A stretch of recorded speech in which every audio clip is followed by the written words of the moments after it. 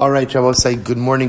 Let us beginning by thanking all of our sponsors. Thank our Talmud Torah sponsors for the month of Iyar. Stephen Teri Czinn for dedicating Oshirim this month in honor of the birth of their grandson, Matan Shmuel Aharon. Maybe Zocha Meretz Hashem to grow to an incredible Ben Torah ad Meve Esrim Shanim Tovos. To thank our week of learning sponsors, Hayley Ari Lichterman for dedicating the Shurim this week in memory of Hayley's mother, Leah Bas Reuven Meir. We thank our anonymous sponsorship, Le'ilui Nishmas Saradina Bas Eli Melech, and Le'ilui Nishmas Moshe Aaron Alter Ben Yosef Binyamin. We hope that in the merit of our Talmud Torah, all of the neshama slav and aliyah and the family a neshama. We thank our Daf Yomi sponsors for today, Pacy Lisa Kadin, in commemoration of the first Yahrtzeit of Lisa's father, Werner, Yaakov Koppel, Ben Nachum Chaim Halevi, Zichrono Livracha. We hope that in the merit of our Talmud Torah, the neshama will have an aliyah and the family a neshama. And we thank our Daf Yomi sponsors for today, Alan and Sue Myrowitz. In honor of the birth of the first grandson for Rabbi Silber, finish it off with a bracha, Rabbi. And Yahrtzeit Hashem, we should be zocheh to be machnis this little boy, B'riso Shavim Avinu Bizmano, and his parents should be zocheh legad l'Torah, or l'chuppah, or l'maisim tovim. Amen. Thank you, Alan. Thank you. All right, Rabbi, say with that, we didn't even arrange that beforehand. By the way, I just want to point out that was not choreographed. Hey, thank you, Alan. All right, well, say let's begin. A lot to do today. Shabbos say today's daf is Lamed Dalet 34. We are picking up in Yahrtzeit Hashem Rabbi Elazar, which is on Lamed Gimel base 33b. We are picking up 2, 4, 6, 8, 10, 12, 14, 16, 18, 20. A lot of lines up. From the bottom. Right, so we'll say 22 lines up from the bottom. But we'll go quickly. So we'll say, let's go weiter. So the Gemara says this also. Remember again, we had an interesting machlokes. Again, I'm not gonna wade too much into the geography over here, but you'll take a look at the maps that I sent you yesterday on the chat. Again, just to give you orientation, a machlokes exactly where Har Grizim and Har Eval were. Now we'll say, here's what we know. Based on the Gemara, based on the Torah, Klal Yisrael, the first order of business upon entering into Eretz Yisrael was delivering the brachos and the klalos on Har Grizim and Har Eval. That was the first order of business. So the Gemara is just trying to figure out exactly where Har Grizim and Har Eval are in relationship to the Yarden. So Rabbi Elazar says, Halo hima be'eva hayarden, samoch liyarden. Rabbi Elazar says, but 1 second. Now he argues ultimately again on the first opinion of Rabbi Yehuda, namely that Rabbi Yehuda said Har Grizim and Har Eval a little bit of a distance from the Yarden. So Rabbi Elazar comes along and says, no, the pasuk says Halo hima be'ever hayarden. What does ever hayarden mean? Right on the other side of the Jordan, which sounds like samoch yarden, de'ime ever hayarden ve'eluch. Because if you think that Har Grizim and Har Eval are far away from the Yarden, Halo ksiv v'haya ba'avra chamas hayarden achari derech mavo hashemesh makom shachama shokas. Ultimately, again, it's where the sun sets. Be'eretz HaKnani, Eretz Chivihi. It's not Eretz Knani, it's where the Chivi lived. Hayoshev ba'arava, that stands in the Arava, the plains. Halo bein haru ugvos and Yoshvin. But ultimately, again, Har Grizim and Har Eval are not on the plains. They're between the mountains and the valleys. To which the Gemara says, V'halo lo roes ha-Gilgal. I'm sorry, mul Gilgal, opposite Gilgal. V'halo lo roes ha-Gilgal. They didn't see Gilgal, right? It's not opposite Gilgal. So it says, therefore, according to Elazar, what do you do with this pasuk? Rabbi Eliezer ben Yaakov Omer lo ba'akasav. You're right. This pasuk is not coming to really give us a geographic location. Rather, it's coming to teach us something else. Allah haros lahen derech b'shniya k'derech shehir lahen barishona. So we'll say, listen to this. The pasuk is coming to teach us that in the same way, when we traveled in the desert, ultimately, again, methodically, as we're going to see in just a moment, when we come into Eretz Yisrael, that is done methodically as well. So listen to this. This is so beautiful. Barishona, so the Gemara says, Barishona, derech. What does derech mean? Baderech l'chu v'lo b'sados. It means ultimately, again, walk on the road and don't walk in fields. Ukramim, so say when they're traveling, Klal Yisrael, go ahead and travel ultimately again on the road and not in people's fields and vineyards. Hayoshev b'yishuv baros. So travel in habitation and try not to travel in the deserts and in wastelands where there's no resources. Ba'arava, in the plains. Ba'arava l'chuvula b'har megvos. Walk on the plains and not on the mountains and the valleys. Okay, so therefore I will say, Rabbi Eliezer ben Yaakov sees this more as an instruction as to how to travel, the pathway to take. Tan Rabbanan, Ketzor was beautiful. Ketzor Avru Yisrael Sayardain. How did Klal Yisrael cross the Jordan River? So B'chol Yom Aron Oseh Achrei Shnei Digal. We'll say normally when Klal Yisrael was traveling, the Aron would travel after two tribes, specifically the tribes of Reuven and Yehuda, or Yehuda and Reuven. Vayom Nosa Tchila. But when we crossed the Jordan River, the Aron fled. The Aron went first, which is pretty incredible. So the Gemara says, "Shnei Amar ve'hine Aron bris Adon kol haaretz over lifnechem." So we'll say that was change number one. So normally the Aron traveled after Yehuda and Reuven. Today, when they crossed the Jordan, the Aron traveled first. B'chol yom v'yom nosin es ha'aron. Sorry, Leviim nosin es ha'aron. We'll say normally the Leviim carried the Aron. Now, to be clear, the Aron wasn't carried, right? The Aron was put on wagons. Then the wagons themselves wagon. The wagon itself was led by the family of Kahas, right? Ultimately, again, Vayom Nasal Kohanim. But on the day that we went ahead and we crossed the Jordan, so the Kohanim carried the Aron. And literally, the Kohanim carried the Aron. Not on a wagon, they carried the Aron. Shnei Amar, Vayakinoach Kapos Raglei HaKohanim Nosi Aron Hashem.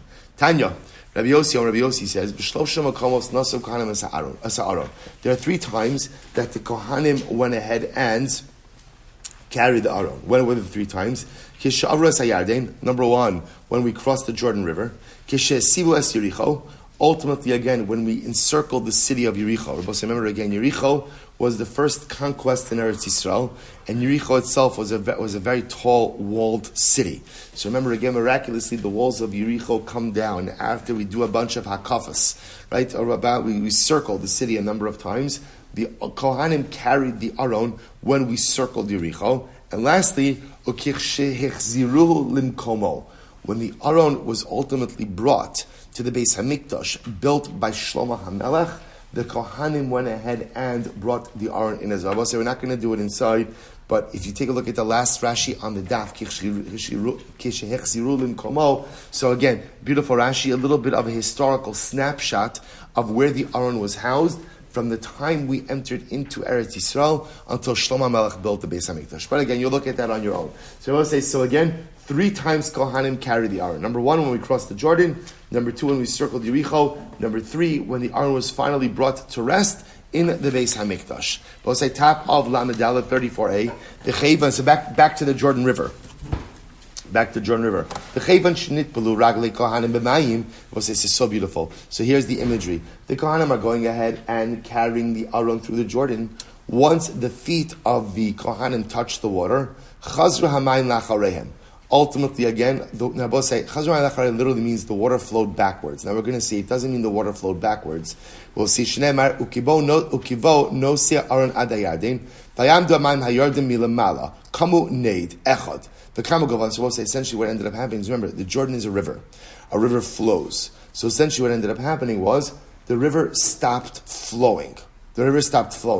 Now, what's interesting is, as opposed to Yamsuf, where the water split in half, so to speak, so the Yarden, what ended up happening was, the flowing water stopped. So, remember, if the flowing water stopped, so the water, we'll call it in front of them, right, flowing downstream, just flowed, went away. The incoming water essentially kept flowing, but piled up. So if you can imagine, again, there was a wall of water, just simply piling up on their side. That's how the Yarden split. Literally, again, it built up into one pillar. So let's say, how tall was the pillar of water? Shneim asar mil al shneim asar mil. It was 12 mil by 12 mil. Why 12 mil by 12 mil? Kineged machane yisod Rabbi Yehuda. Because we'll say 12 mil by 12 mil was the size of the camp of Klal Yisrael. So these are the words of Rabbi Yehuda. So we'll say, L'dvarecha, Adam kal o mayim kalim. Ultimately, again, so I don't understand. We'll say it doesn't work, right? What moves faster? People or water? So b'pashtos, water is going to, havi omer mayim kalim. Water is going to move faster. Im kain ba'in mayim mishot finosan. We'll say, if the water was only going to reach a top height of 12 mil by 12 mil, and at that point in time the water would continue to flow, there would still be Jews crossing the Jordan River once the water began to flow. Rather, Ela Melame Mayim Nigdoshin Va'olin Kipin Al Gabe Kipin Yoser Meshlosh Me'os Mil. Rather, again, Rabbi Shimon says, no, the water just kept piling up. Until when? Until all of us were able to make it through. And it was about the time the last Jew made it through, the water was piled up more than 300 mil up into the sky. 300 mil up until the sky. Which I will say is absolutely incredible.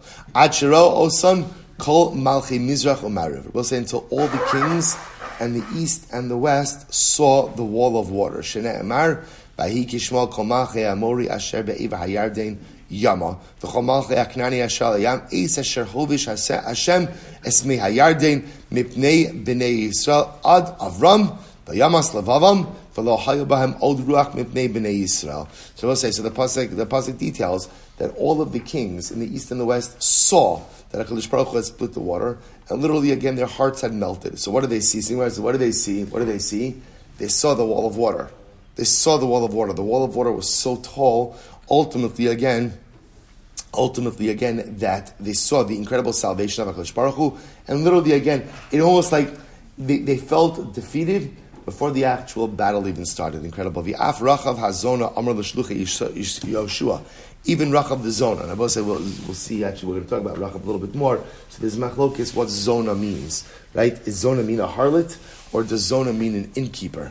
An innkeeper. But the point over here is that, remember, when Yoshua sends spies, which of course worked out much better than the first Meraglim, right? When Yoshua sends spies, so Rachav hid them, and Rachav said, by the way, everyone's afraid of you. Everyone's afraid of Klal Yisrael. Now, interestingly enough, Rachav was talking about something else. Vaf Rachav azona amar l'shluchei Yoshua ki shamanu eis asher hovish Hashem es meyamsuf uksiv vanishma vayamas levavenu v'lo kama od. So Rachav says everyone heard about the splitting of the Red Sea. So it's a whole discussion why this phrase is brought in here. Rachav was not referring to the splitting of the Jordan. Rachav was referring to the splitting of the Yamsuf. Okay, in any event, the Gemara chooses to add it in over here because Rachav also said, essentially, even before Hashem split the Jordan, everyone already heard what HaKadosh Baruch Hu did by the Yamsuf, and the truth is, the nations here already felt defeated by Klal Yisrael. Okay, we'll say point over here is Jordan splits, but unlike the Yamsuf,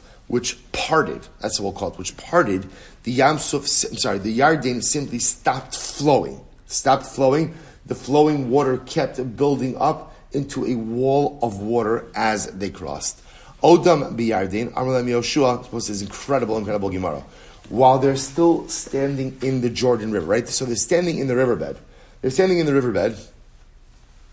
Yoshua said to them, I'll say, by the way, I just want to point out, you of course know, if you've ever been to the Jordan River, right, so you think to yourself, split it, you could just kind of like walk across it. Right? So just understand, if you go, I mentioned yesterday this Kasal Yahud, this area over here where they say Klal Yisrael across the Yarden, they have over there in the markings what the river level used to be. So we'll say, so the Yarden, especially biblically, was a massive body of water. So we'll say, so just understand, it's not necessarily the river that you see right now. So again, that's why it had to be split in order for Klal Yisrael to cross through. Okay, Odom b'Yardin. So we'll say they're still standing in the riverbed. Amalem Yoshua. So Yoshua said, Du'u ama'atem over mes hayardin. So we'll say it's incredible. So Yoshua says to them, before you cross over, right, but before we get to the other side, know why you are crossing the Jordan River. Right? Why are you crossing the Jordan River? You are crossing the river, Abosai, to be conquerors. You are crossing the river to be conquerors. Right? So, right. See that's what Shene Emar Valrashtem is called Yoshea Aretz Mipnechem. So Abosai, because the pasuk says you are to take possession of the entire land. Imata Osekin Mutav. If you are ready to be conquerors, good. Let's go. V'imlav bo'in mayin b'shotvin osichem. I will say, but if not, the water is going to come to sweep you away. My osichem. What does it mean? Osichem, osi v'eschem. Yeshua says, I will say, I think there's 3 dramatic lessons in here. I will say, first of all, Jews should not be embarrassed or bashful to be conquerors. Right? In other words, we're conquerors. We're conquerors. Yoshua says, you come into the land, you're coming in for one purpose, and that is to conquer it. Right? It's yours. It's yours, and sometimes to get what's yours, nobody's going to give you that which is yours. You must stand ready to conquer. Which I will say is an incredible lesson in life in general, because what it teaches you is if you want something in life, no one's giving it to you. No one is giving it to you. If you want something out of life, you have to be ready to conquer. You have to be ready to fight. You have to be ready to do battle. That's lesson number one. But I'll say lesson number two is the din in leadership. Moshe Rabbeinu says to Klal Yisrael, if you're ready to conquer, we're going to go. If you're not ready to conquer, I get swept away with you. So you will say a good leader is a person is a leader who's in the riverbed together with his constituents, right? He's not in an ivory tower, right? He's not, you guys do this, but I'm going to live my life. The good leader says, my fate is intertwined with yours. Whatever happens to you, happens to me. We are literally in the same riverbed together. That's leadership. Too often leadership becomes, you do this, I'm going to do something else, right? This is what I need you to do. Me, I'm going to do my own thing. No, whatever was good. What is it? What is good for the goose is good for the gander, right? The leader says we're in the same boat. I'm going to conquer. You're going to conquer. If you're in, I'm in. But if you're not going to, we all get swept away together. And I will say lesson number 3 is about clarity of vision. Clarity. See, what does Yoshua say? We're in the riverbed. Right? Yoshua says, do you understand what we are going to do? Because I will say, without clarity of vision about what you want to accomplish, you accomplish nothing in life. So many times in life when we look at why haven't I actualized my goal? Why haven't I reached the finish line, right? Why do I feel like I'm standing still in life? It's not because of a lack of effort. It's not because I'm not willing to work hard. It's also often because I lack clarity of vision as to what I want to do and who I want to become. So if you don't have clarity of vision about what you want to accomplish in life, then at the end of the day, you might be working very hard, but you're not going to move yourself forward. 3 dramatic lessons. Leadership means being one with your constituency. If you want something in life, be ready to fight for it and conquer it because no one's going to give it to you. And if you want to accomplish something in life, you must have absolute clarity of vision about what you want to do and who you want to be. Incredible. I will say, by the way, all of this given in the riverbed, right? Can you imagine paying attention to that drasha, right? The water is literally building up. I will say, incredible. V'odam biyardein. Right? They're standing in the Jordan. That will say, it literally means every person should take a stone on his shoulder. Now, it's not really every person. What it means is one person from each tribe should go ahead and take a stone from the riverbed. L'mispar shiftei Yisrael. Uksiv l'man tiezos os b'kirbechem ki yishalon b'nechem machar lemar maha avanim ha'ila lochem. So we'll say simin la'abanim sha'avru avos es hayardin. So we'll say, so Yoshua tells them to take stones. And we'll say, what's the point of these stones? These stones are to serve as a memorial. A memorial for what? That we crossed the Jordan River. Odam biyardein, so they're still standing in the Jordan River. Amalahan Yoshua, so I'll say, but it also tells you, obviously, how much larger the Jordan River was, right? Because you're like Yoshua, it takes 3.2 seconds to cross the Jordan River, right? So there's also say, so obviously, the Jordan River is much larger because he's having this whole drasha in there. Odam biyardin, Amalahan Yoshua, Sulacham mizem mitoch hayardin mimatzav rak le'akohanim, hachin 12 avanim, va'avartim osam imachem, V'anachtem osam b'malon asher talinu bo halayla. So Yoshua says, take stones. Now, boss, here is a bit more specific. He's saying, take stones from where the Kohanim are standing. Take them with you and bring them to where we are camping tonight. So bring them with us. I'm at the Klal Yisrael is obligated to go ahead and take the stones every place where we camp. Talmud lomar asher talinu bo halayla. Therefore, Yoshua says, no, only bring it with you where we're going tonight. Amri Yehuda b'chalafta Rabbi Elazar ben Masya b'chanina ben chachinoi amdu al osan avaros. So this is wild. Rabbi Yehuda b'chalafta Rabbi Elazar ben Eliezer ben Masya Chananya ben chachinoi amdu. Rabbi will say, they saw the stones. Can you imagine that? Can you imagine seeing those stones? right? They saw the stones. Amdu means, Rashi says, badku. They checked. Al osan avanim, b'shirim kal achas v'achas, shkula ka'arba'im sa'a. So I'll say each of them had a weight of 40 sa'a.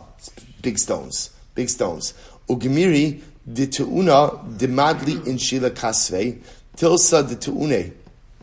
Rabbi said, generally we assume, it's actually very interesting, that a person could lift and carry 1/3 of the weight that could be loaded upon them. It's actually very interesting. When someone puts a load on you, you could carry essentially 3 times as much as the weight that you could lift and put on your shoulder yourself. Does that make sense? Or the way the Gemara phrases it is, you can lift and carry 1/3 of the weight that you could carry if someone else put it on your shoulder. We'll say, which, by the way, is such a magnificent metaphor in life. If you are lifting on your own, if you are carrying the weight of life yourself, there's only so much you could carry. But if you have other people to help you shoulder, right, to help load the weight, you can carry 3 times more in life. We'll say, isn't that incredible? It's incredible. We'll say, this goes back to what we're learning in Shara B'tachon, because we're speaking about helping other people. We'll say, sometimes we encounter people in very difficult situations. And, people are often figuring out, what should I say? What should I do? And you have to realize that sometimes for people who have who are living through overwhelming situations, there's nothing you're going to say that's going to make them feel better. Right? There's no pearl of wisdom. This is incredibly important because we spend so much time searching. What's that thing I should say for the person sitting Shiva? What's the thing I should say for the person dealing with illness? There's nothing you're going to say that's going to make it better. But you know what does make it better? Being present. Being present. Because sometimes that's what it's all about, being present. Why? Because when you stand shoulder to shoulder with someone who's suffering, you enable them to carry 3 times more weight. 3 times. If they're alone, they can only shoulder 1/3 as much. Together with other people, 3 times. I will say an incredible. That's what it means to be there for someone else. That's the expression, right? The expression is to be there for someone. You ever wonder where that expression came from? Be there. Be there. Right? Beware. Be there. That's all. Just be present for that person. That's often all a person needs when they're struggling. Because now there's more people standing by my side. I have the ability to shoulder more weight. Let's say everything comes from Chazal. Everything comes from Chazal. Okay. In any event, incredible. So the Gemara goes weiter. So mikana to mechashiv laeshka bosin. Now watch this. So I say now, that's interesting because now that we're talking about that a person could only carry 1/3 of the weight by themselves that they could carry, as I should say, that a person could carry more if they're carrying with other people. So we'll say this gives me an incredible insight into the cluster of grapes that the Meraglim carried. Right, this is the Meraglim by Moshe. I remember again when the Meraglim come back from their right, and they delivered their disastrous report, they brought back fruit. I will say, just to be clear, why did they bring back fruit? Now remember, Moshe told them to bring back fruit. Ulekachtem mipri haaretz. Now, why did Moshe tell them to bring back fruit? Because again, he was hoping that they would see the ridiculous vitality of the land. Now, of course, the whole thing was turned around into something terribly negative, right? So again, but the point over here is just to be clear, the bringing back of the fruit was actually not the Meraglim's idea, it was Moshe. So watch this, watch this. So the Pasuk says,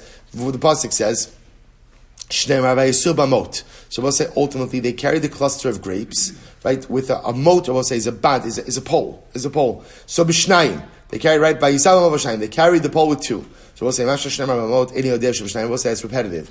If you're carrying the grapes on a pole, we'll say, then obviously what? A pole requires 2 people. Right? So why do you have to say B'Shnayim? Watch this. So the Gemara says, we'll say, first one line at the bottom. Why does it say B'Shnayim? B'Shnei Motos. We'll say, it means, watch this. They carried the grapes actually with 2 poles. 2 poles. Shnei Motos. Remember Yitzhak, Tartani de Tartani. 2 sets of 2 poles. So we'll say, so essentially what they did over here is they carried 2 poles. We'll say, but each end of the pole had 2 people carrying it. So essentially, you had 2 people at the end of each pole for a total of 8 people carrying the cluster of grapes. 8 people carrying the cluster of grapes. Ha-ketzad, shmonu nasal eshkol echad. 8 people carried the cluster of grapes. Echad nasa rima, 1 person carried a pomegranate. Echad nasa te'ena, 1 person carried a fig. Yoshua v'Kalev lo nasu klum. So we'll say, that, remember, that's only 10. What about Yoshua and Kalev? Yoshua and Kalev didn't carry anything. Why didn't they carry anything? We'll say one possibility was because of their chashiva. So in other words, it would have been inappropriate for Yoshua and Kalev, given their status, to schlep stuff. We'll say the other possibility is Yoshua and Kalev realized that what? Why are the Meraglim bringing back the fruit? I will say Yoshua and Kalev, we're going to see, realized very early on, that Lamaisa, bringing back of the fruit, was not a good idea. Right? This was, even though Moshe Rabbeinu said to do it, this is not what Moshe Rabbeinu had in mind. So therefore I will say they didn't carry anything. Why? Because they did not want to participate in what was going to be a debacle. So I will say, so Pligi bar Rabbi Rabbi Yitzchak Nafcha. Chadim, I was supposed to say, now we're jumping back to the Jordan. Remember again, we'll say we're going to jump back to the Meraglim in just a moment. But remember, the only reason we got into the Meraglim was why? Because we were talking about the stones, which were incredibly heavy, 40 sa'ah each, and the Gemara kind of used that as a springboard for the conversation about how they carried the cluster of grapes. Back now to the Yarden. So it says the Gemara, Pligi bought Rabbi Ami, Rabbi Yitzchak Nafcha, Ba'chalis Rabbi Ami, Rabbi Yitzchak Nafcha, Chad Amar, L'divi Rabbi Huda. One said that according to Rabbi Huda, I wasn't remember, what did Rabbi Huda say? Rabbi Huda said that when the Jordan stopped flowing, the waters piled up to a wall of 12 mil by 12 mil. According to Rabbi Yehuda, Amud Beis Rabbosai, Kechaniyasan Avru. When Klal Yisrael crossed the Jordan, they crossed the Jordan in the exact same formation that they camped. Now let's say, when Klal Yisrael camped, how did we camp? We camped in an area of 12 mil by 12 mil. So when we crossed the Jordan, essentially, we didn't break camp. We maintained the same structure. Now, of course, the one difference was what I was saying. One difference was what? When we camped, where was the Aron? In the middle. And the Gemara said, when we crossed the Yarden, where was the Aron? In front. So that was the one distinction. But the idea is just from the measurement of the camp, we crossed in the same way. So Rabbi say, using that logic, because we crossed ultimately again in a 12 by 12 mil, so too the water built up to 12 by 12 mil. Rabbi Shimon, according to Rabbi Shimon who says that no, the water built up to 300 mil, we actually crossed the Yarden single file. Incredible, right? Single file. One by one. B'chad amar, bein mar u'bein mar, kechaniyasan avru. Other opinions said, no. According to everyone, we crossed the Jordan exactly how we camped. Mar savar adam kal, umar savar mayim kal. So we'll say, what's the machlokes? The machlokes is what flows faster, water or people. Which we'll say is another way of saying, did we cross the Jordan River quickly, or did we cross it slowly? That's really the machlokes. So the opinion that says 12 mil by 12 mil says that we crossed it quickly. The opinion that says 300 mil says that we crossed it slowly. Okay, incredible. So now we're finished with the Yarden. So once we're finished with the Yarden, now because the Gemara brought up the story of the Meraglim, we are going to discuss the Meraglim as well. Shlach licha anoshim. So remember again, beginning part of Shlach. How are the Meraglim introduced? HaKadosh Baruch Hu says to Moshe, send for yourself people. Shlach licha, send for yourself. Amrei Shlakish, HaKadosh Baruch Hu was saying to Moshe Rabbeinu, Shlach licha midaitcha. Listen, if you want to do this, it's fine. I'm not standing in your way. But if you do this, this is your idea. V'chi adam zeh borer chilek rali atzmo. Because we'll say, would a person ever choose a bad portion for himself? No, HaKadosh Baruch Hu essentially is saying, listen, I'm telling you to go to the land. If I'm telling you to go to the land, would I steer you wrong? Right? So for me, HaKadosh Baruch Hu says, for me, I don't need you to send the Meraglim, right? Again, because if I'm telling you to go there, that means it's good. That's why Moshe Rabbeinu says, when you, Klal Yisrael, asked for Meraglim, I thought, okay, fine, not a bad idea.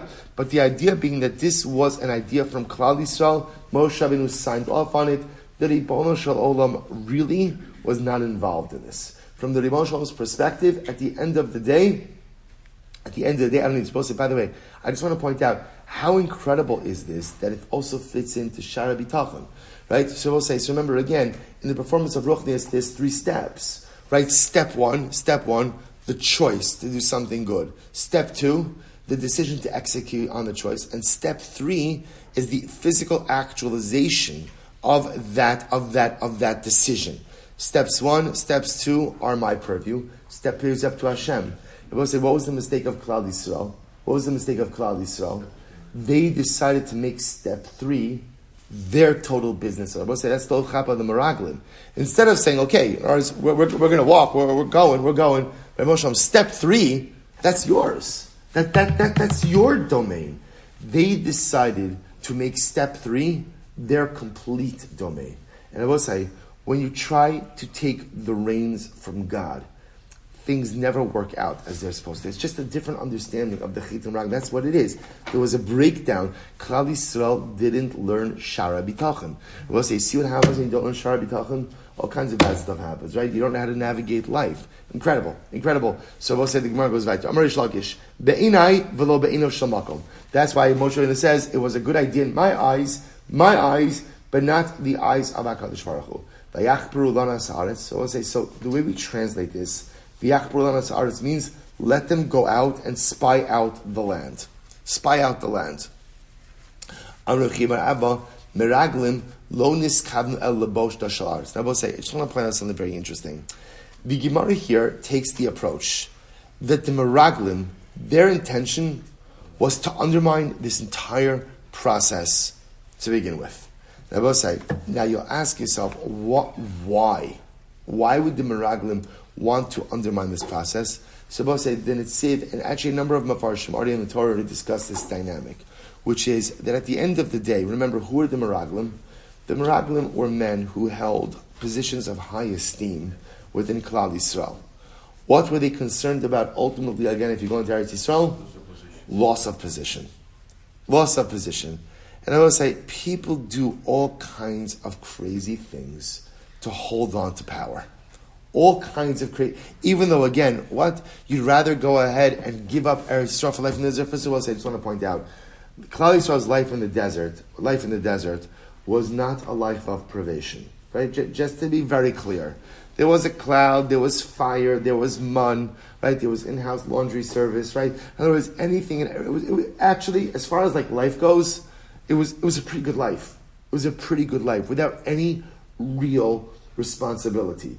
So you have no real responsibility, plus you have power. Right? Baruch Hashem. Imagine how much time you have with no baseball. Right? Imagine how much more time there is, right? So I'll say Salamaisa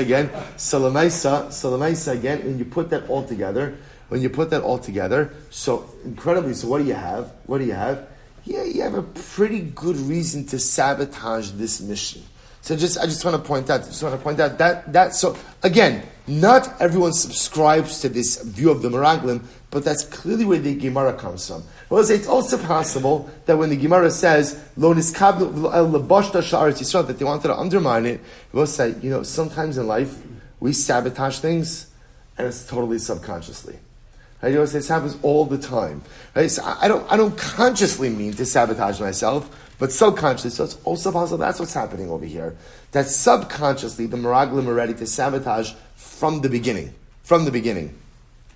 Okay, so the Gemara says, so what happens? So Amar Chibar Abba Meraglim lo niskabnu el leboshta shel Eretz Yisrael. Ksiv hacha vayachperu lanos es haaretz uksiv hasam v'chafra halavana ubo shachama. So we'll say over here, the Gemara is quoting the pasuk over here from Yeshayahu, which literally means that the chafra halavana, the levana will be ashamed, the sun will be embarrassed. This is talking about that the luminaries are embarrassed because they were used as idolatry, so they become embarrassed. So you see a lashon of a chafra, a lashon of embarrassment. That from the beginning, the Meraglim ultimately, again, were looking for the embarrassment of the land. Eilish Mosam, these are the names of the Meraglim. Lamate Reuven, Shamua ben Zachor.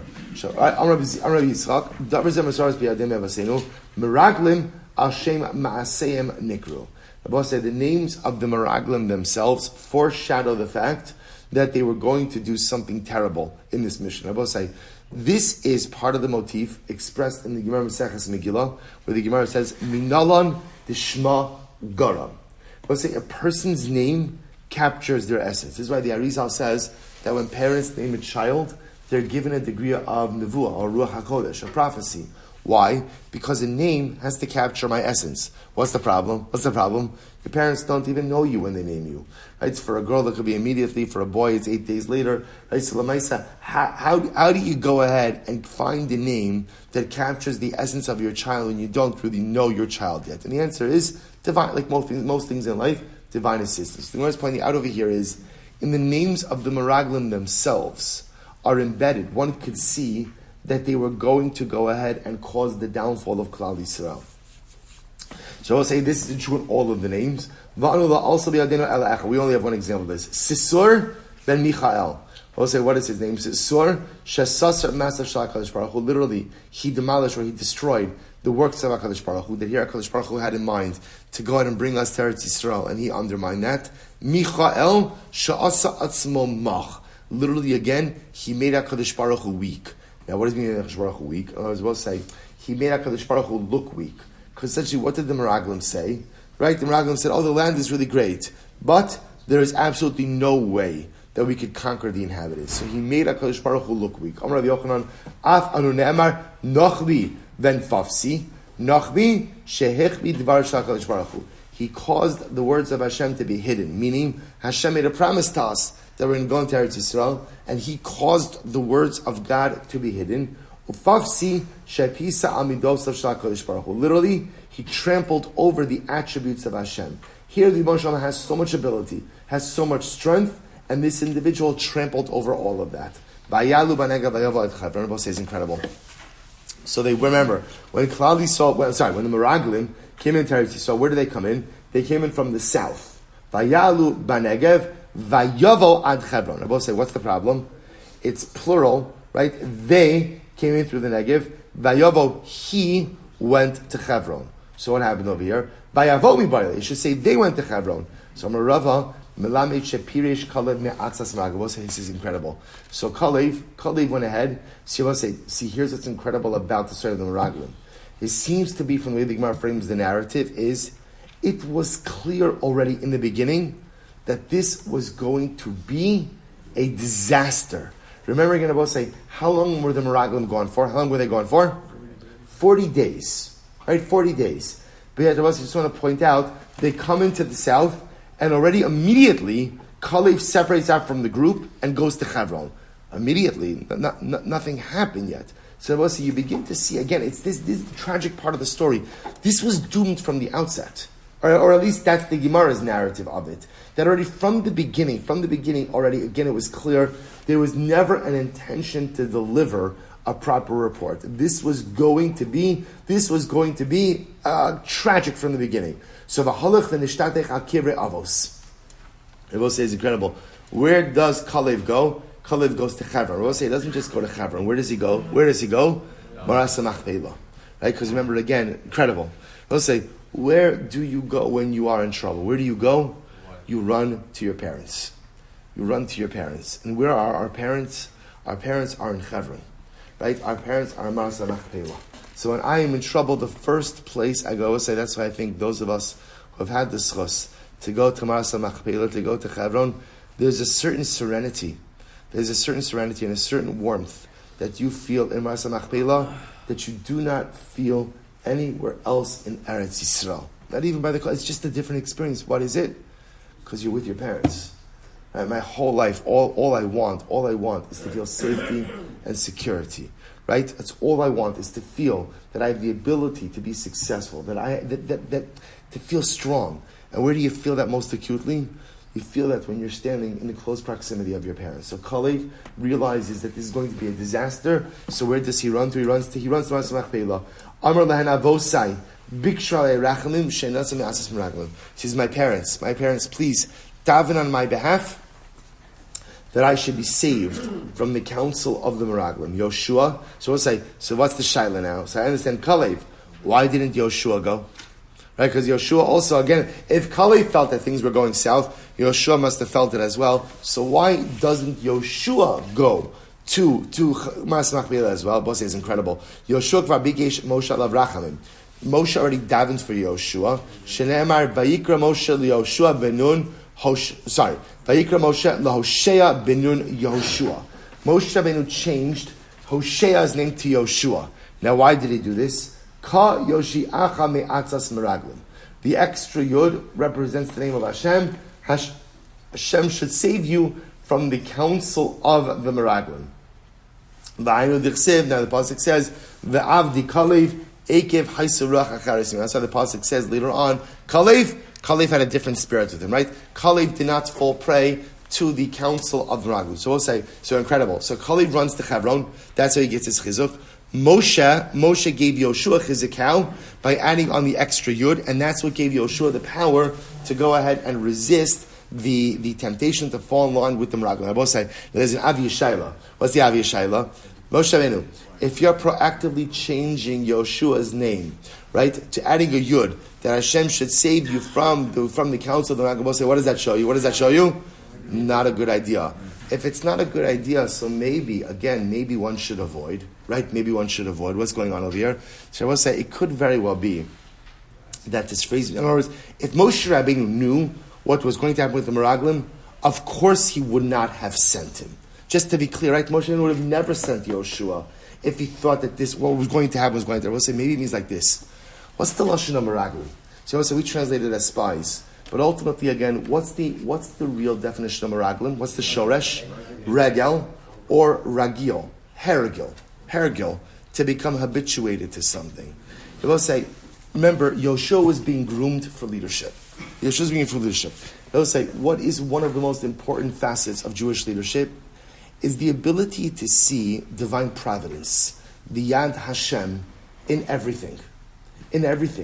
Because when the leader sees that everything is guided by HaKadosh Baruch Hu, that enables him to inspire others to be able to see the same thing as well. The greatest danger for the Jew is hergel, is falling into the grip of habituation, right? Everything is just ragil, everything is just hergel, everything just happens. So perhaps the bracha that Moshe Rabbeinu was giving to Yoshua has nothing to do with the Meraglim, the spies, right? But rather, again, Ka Yoshecha Me'atzos Meraglim. Now we'll say, what's a Meragel? A Meragel is someone who lives his life with habituation. By the way, what was the sin of the Meraglim? What was the Meraglim? Everything was ragil. They removed God from the picture. God is not running the show over here. There's just hergel. There's just habituation. What's the bracha that Moshe Rabbeinu gave to Yoshua, his heir apparent? Ka Yoshiacha Me'atzas Meraglim. Hashem should save you from the counsel of people who want to remove God from the picture. Hashem should save you from those who want to just make everything in life look ragil, look ordinary, and remove divine providence. Because the moment you remove divine providence from everyday life, the moment you fall into the counsel of miraglim, people who just want to make everything ragil, is the moment you lose your ability to live effectively and for Yoshua to lead effectively. That was the bracha that Moshe Rabbeinu gave Yoshua. The bracha effectively was, you should be zocheh to see Hashem in every single step you take in life. And be zocheh mirat Hashem, to avoid the temptation to become one of the meraglim, to become one of the people who just look at everything as ordinary, removing the Ribono Shalom's hashgacha from everything. All right, so we'll have to stop over here for today. And we'll continue with the meraglim Hashem tomorrow. Wow, shkoyach. Incredible. All right, Chavran Zoom. Great to see everyone. Eretz Yisrael contingent, Reb Jerry, Reb Michael, Reb Tzvi. Great to see everyone. And again, Michael, thank you for everything. All right, Chavra, have a great day. Thank you, have a great day.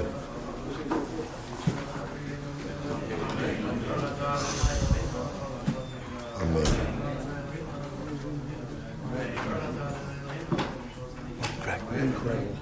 Incredible, right? Incredible.